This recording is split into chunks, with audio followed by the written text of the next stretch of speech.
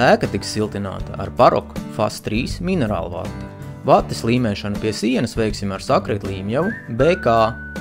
Līmjavu sagatavojam atbilstoši ražotāju norādījumiem uz iepakojumu, stingri ievērojot norādīto ūdens daudzumu. Būtiski.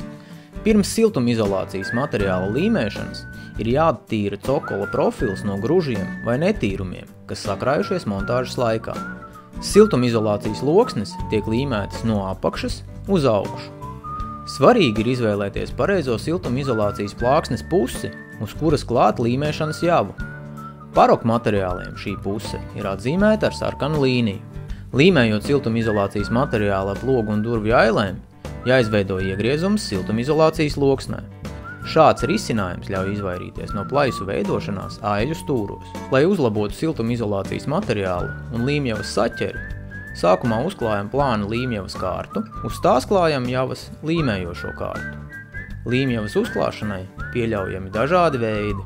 Līmēšanas javas joslas tiek uzklātas pa perimetru 2 cm augstumā un 5 cm platumā. Plāksnes vidū tiek uzliktas 6 javas pikas, tā, lai līmēšanas java nosegtu aptuveni 40% no vates virsmas.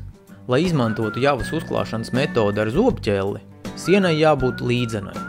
Pamatnes nelīdzenumi šajā gadījumā nedrīkst būt lielāki par 1 cm uz kvadrātmetru.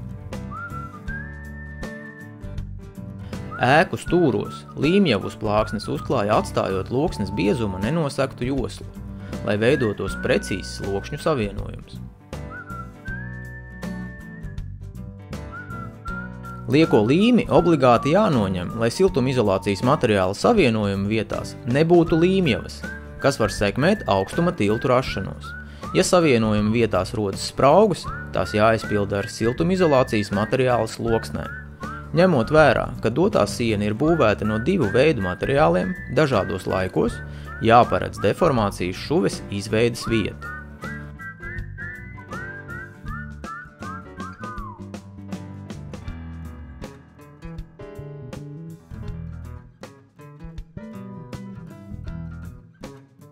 Ar līmeņrādi pārliecinamies, vai siltumizolācijas loksnes ir pielīmētas precīzi, gan horizontāli, gan vertikāli.